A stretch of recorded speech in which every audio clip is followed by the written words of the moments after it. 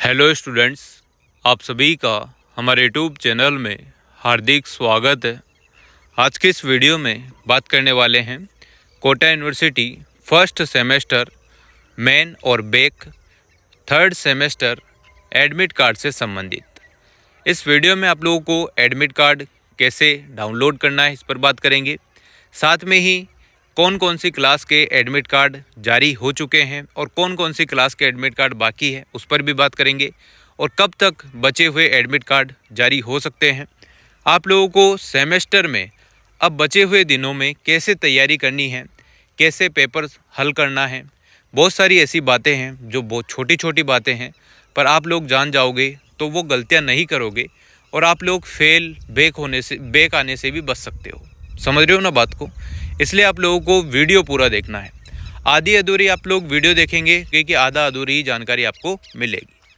पूरी वीडियो देखिएगा, और अगर आप चैनल पर नए हैं तो चैनल को सब्सक्राइब, वीडियो को लाइक और बेल आइकन ज़रूर दबा लीजिएगा। साथ में ही स्टूडेंट, मैं आप लोगों से एक बात कहना चाहता हूँ। आप लोगों की हेल्प के लिए मैंने इंस्टाग्राम पर चेतन वर्मा सर नाम से, जिस पर आप लोगों को यूनिवर्सिटी से रिलेटेड, एग्ज़ाम से रिलेटेड, कंपटीशन एग्ज़ाम से रिलेटेड जानकारी या पोस्ट वहाँ पर देखने को मिलेगी। तो आप लोग बहुत ही कम लोगों ने वो इंस्टाग्राम चैनल फॉलो किया है। अब मैं आप लोगों को क्लियर ये भी कर देता हूँ कि जो मेरा मेन अकाउंट है उस पर मैं आप लोगों की किसी भी प्रकार का मैसेज का रिप्लाई नहीं करूँगा। आप लोगों को वही चैनल फॉलो करना होगा, चेतन वर्मा सर नाम से। उसी पर अगर आपको कोई भी प्रॉब्लम आती है तो उसी चैनल पर आप लोगों से बातचीत की जाएगी, क्योंकि वो चैनल आप लोगों के हेल्प के लिए ही बनाया है। मतलब इंस्टाग्राम पेज है या चैनल बोल लो, ठीक है ना। तो आप लोगों से रिक्वेस्ट है कि आप उस पर ज़्यादा से ज़्यादा फॉलो करें और उसको शेयर भी आप लोग कर सकते हैं, ठीक है। टेलीग्राम चैनल तो है ही सही, टेलीग्राम चैनल तो आप लोगों ने ज्वाइन कर ही रखा होगा, और उम्मीद है कि 500-700 स्टूडेंट ने उस पर ज्वाइन कर रखा है, तो बहुत अच्छी बात है, उन सभी की हेल्प हो जाती है, ठीक है ना। अब हम बात करते हैं मुद्दे की बात, मतलब कि इस टॉपिक में, इस वीडियो में जो टॉपिक है वो है आपका एडमिट कार्ड का। तो यहाँ पर देखो, आप लोग कोटा यूनिवर्सिटी की साइट पर चले आइएगा, फर्स्ट और थर्ड सेमेस्टर, साथ में ही जिनके फर्स्ट सेमेस्टर में बैक वाले स्टूडेंट है, एक्स स्टूडेंट के तौर पर जो एग्ज़ाम दे रहे हैं, उनके भी जो है एडमिट कार्ड जारी हो चुके हैं। कुछ क्लास के यहाँ पर जारी हो गए हैं और कुछ क्लास के यहाँ पर जारी होना बाकी है। जो बाकी है वो कब तक जारी हो सकते हैं उस पर तो बात करेंगे ही। साथ में आप लोगों को पहले एडमिट कार्ड कैसे देखना है उस पर आ जाओ। कोटा यूनिवर्सिटी की साइट पर जाना है, उसके बाद आपको एग्ज़ाम और रिजल्ट वाला ऑप्शन देखने को मिलेगा, इस पर आप लोगों को क्लिक कर देना है। जैसे आप लोग क्लिक करेंगे, आपके सामने कुछ इस प्रकार का पेज ओपन हो जाएगा। जैसे आप लोगों को ये पेज ओपन दिखेगा, यहाँ देखो एडमिट कार्ड 2025 लिखा हुआ दिख रहा होगा, इस पर आपको क्लिक करना है, ठीक है। जो एक्स स्टूडेंट है उनकी बात कर रहा हूँ। अगर ऐसे कुछ वार्निंग लिखा हुआ आ जाए तो डबल से आप लोग वापस से एडमिट कार्ड पर क्लिक कर लीजिएगा। देखो यहाँ पर आप लोग देखो सेमेस्टर लिखना है। सेमेस्टर के बाद आप लोग फर्स्ट सेमेस्टर वाले हैं तो फर्स्ट सेमेस्टर लिखेंगे, थर्ड सेमेस्टर वाले हैं तो थर्ड सेमेस्टर लिखेंगे। ये देखो, तो यहाँ पर देखो MBA का एडमिट कार्ड आ चुका है, MBA फर्स्ट सेमेस्टर, और जो जिनके ड्यू पेपर है, मेन पेपर है, उनके यहाँ पर जो है सारे एडमिट कार्ड शो हो गए हैं। अब यहाँ पर देखो जिन स्टूडेंट्स के यहाँ पर शो हो रहे हैं, बहुत अच्छी बात है। अब बहुत सारे स्टूडेंट ऐसे कहेंगे कि सर हम तो BA वाले हैं, हमारा तो एडमिट कार्ड यहाँ शो ही नहीं हो रहा, क्या करें क्या ना करें। तो देखो यहाँ पर मास्टर्स के ज़्यादातर जो है एडमिट कार्ड शो होंगे। थर्ड सेमेस्टर की बात करें तो यहाँ थर्ड सेमेस्टर अप्लाई करके देख लेना, यहाँ पर MBA, MSc, LLM इनके जो है एडमिट कार्ड शो होंगे। बाकी बचे हुए एडमिट कार्ड जो है, अगर यहाँ पर आपको अपनी क्लास का एडमिट कार्ड शो नहीं होता है तो आपको उस कंडीशन में यहाँ उसी पेज पर आना है, कोटा यूनिवर्सिटी साइट के। यहाँ देखो पैनल फॉर NEP लिखा हुआ है, दिख रहा है ना, बिल्कुल इस पर आप लोगों को आना है। यहाँ आप लोग देखेंगे लॉगिन वाला ऑप्शन आपको दिखेगा। ये लॉगिन वाले ऑप्शन पर जैसे ही आप लोग क्लिक करेंगे, आपके सामने यूज़र नेम और पासवर्ड शो हो जाएगा। यहाँ पर जो आपकी ID है वो यहाँ लिख दीजिएगा। जैसे ही आप लोग इसको फिल करेंगे, फिर आप लोग लॉगिन करेंगे। अगर आप पासवर्ड या फिर यूज़र ID भूल जाते हैं तो आप लोग उस कंडीशन में यहाँ पर फॉरगेट करके देख सकते हैं। जैसे कि फॉरगेट यहाँ पर करी, स्टूडेंट यहाँ पर करा, तो यहाँ पर आप लोगों को मोबाइल नंबर फिल करने हैं, उससे आप लोगों की यूज़र नेम और पासवर्ड निकल कर आ जाएंगे। पासवर्ड वाले ऑप्शन पर अगर आप करेंगे फॉरगेट पासवर्ड, तो आप लोग अपना नया पासवर्ड जनरेट कर सकते हैं। ठीक है, तो इसके बाद लॉगिन कर लीजिएगा। लॉगिन करने के बाद क्लियर ही आप लोगों को देखने को मिल जाएगा एडमिट कार्ड। कुछ ज़्यादा करने की ज़रूरत ही नहीं है, एडमिट कार्ड दिख जाएगा, डायरेक्ट उस पर क्लिक करना, वैसे ही शो हो जाएगा आपका एडमिट कार्ड। तो उसको आप लोग डाउनलोड कर सकते हैं और प्रिंट आउट निकला सकते हैं। ठीक है, इतनी बातें समझ में आ गई। एडमिट कार्ड कैसे निकालना है ये जानकारी तो आपको हो गई। अब हम वापस से आते हैं यहीं पर। अब देखो यहाँ पर आप लोगों का जो टाइम टेबल है वो शो नहीं हो रहा है। यहाँ पर ओनली कोटा यूनिवर्सिटी का जो है कैंपस वालों का ही यहाँ पर शो हो रहा है। ये देखो, सॉरी, यहाँ पर शो तो हो रहा है पर ये देखो कुछ इस टाइप से लिखा हुआ है। तो यहाँ ये 3 ही पेज लिखे हुए हैं सेमेस्टर के हिसाब से। तो आपका टाइम टेबल जो है मैंने टेलीग्राम पर अपलोड ऑलरेडी कर रखा है। BA BSc BCom Kota university के अंतर्गत जितने भी कॉलेज आते हैं उनके भी, और जो कैंपस वाले हैं उनके भी। ठीक है ना। तो यहाँ ये देखिएगा जितनी तारीख को आपका एग्ज़ाम है, जैसे कि मान लो जिन स्टूडेंट्स के 4 अप्रैल को एग्ज़ाम है, ठीक है, उनका एडमिट कार्ड जो है 30, 31, 1 अप्रैल या फिर 30, 31 मार्च को यहाँ पर जारी हो जाए। कहने का मतलब ये है जिस भी तारीख को आपका एग्ज़ाम है उससे 5 या 7 दिन पहले आपके एडमिट कार्ड जारी होते हैं। बहुत सारे केस में ऐसा भी है कि 3 दिन पहले, 2 दिन पहले भी आपके एडमिट कार्ड जारी होते हैं। तो आपके एडमिट कार्ड कब भी जारी हुए, आप लोग इस प्रकार से ही अपना एडमिट कार्ड निकाल लीजिएगा। जिन क्लासेस के एडमिट कार्ड आ चुके हैं वो एडमिट कार्ड देख लो, जिनके नहीं आए हैं वो 2-3 दिन शांति से वेट कर लो, उसके बाद आपके एडमिट कार्ड आ जाएंगे। फिर आप लोग भी अपना एडमिट कार्ड यहाँ से चेक कर सकते हो। ठीक है ना।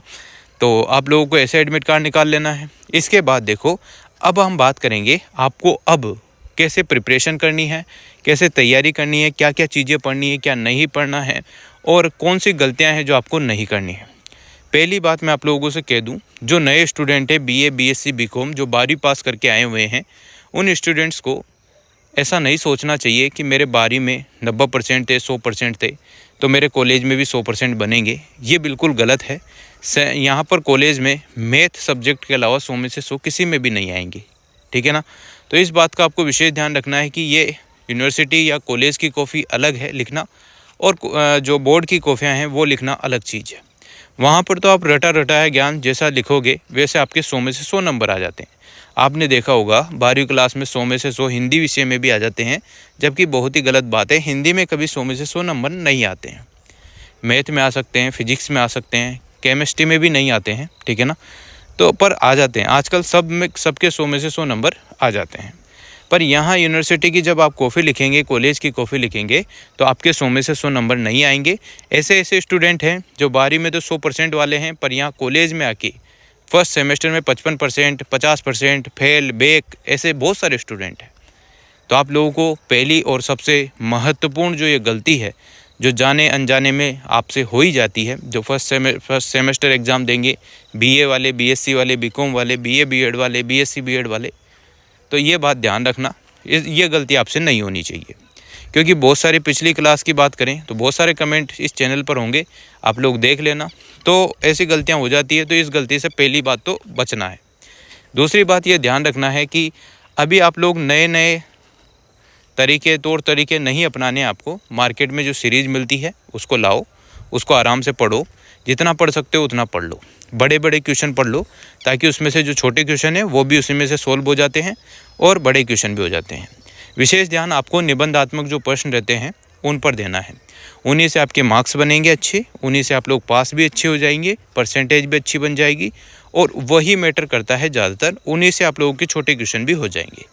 बड़े क्वेश्चनों की बात करें तो 80 नंबर का वेटेज बड़े क्वेश्चनों से होता है और 20 नंबर का वेटेज आप लोगों के छोटे क्वेश्चनों से होता है ना। तो आप लोगों को छोटे क्वेश्चनों के जाल में नहीं फंसना है। ऐसा मैं बिल्कुल नहीं कह रहा हूँ कि आपको छोटे क्वेश्चन छोड़ के आने हैं। छोटे क्वेश्चन भी आप लोगों को हल करने हैं, पूरे क्वेश्चन करने में तो, पर बड़े क्वेश्चनों पर आप लोग ज़्यादा ध्यान दीजिएगा। अगर क्वेश्चन 15 नंबर का है और आपको 500 शब्द की कह रखा है, तो इसका मतलब 5 पेज भरने हैं। अगर आप बड़े क्वेश्चनों में या बड़े प्रश्नों में अगर 1-2 पेज भर के आ रहे हैं, तो आपके कम मार्क्स आना तय है।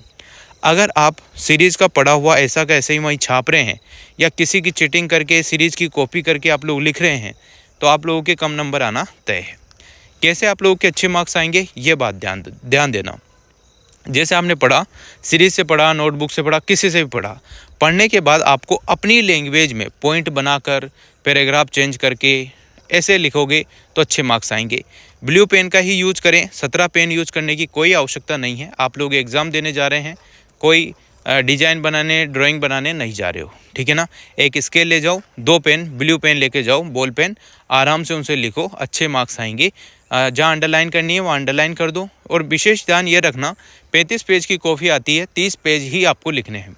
31 लिख सकते हो, 32 लिख सकते हो, 35 के 35 लिखोगे तो एग्जामिनर सोचेगा कि यार ऐसा क्या लिख दिया इसने जो 35 पेज ही भर डाले, ठीक है ना।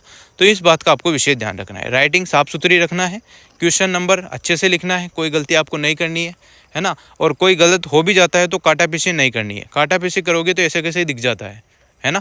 बाकी तो इतना ध्यान, आपको भी पता है कि इतनी सारी कॉपियाँ आती है, 3 लाख 4 लाख बच्चे हैं यूनिवर्सिटी में, तो सभी के अगर धीरे धीरे कॉपी चेक होगी तो कितना टाइम लगेगा, ये तो आप समझ गए होंगे।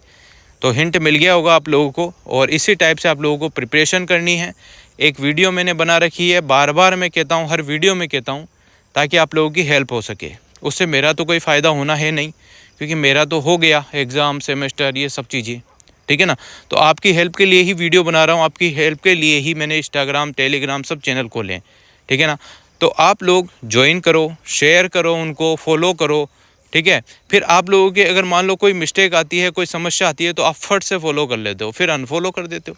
ये कोई बात नहीं होती है। आप लोग जुड़ें, विश्वास रखें कि सब चीज़ आपको सही बताई जाएगी।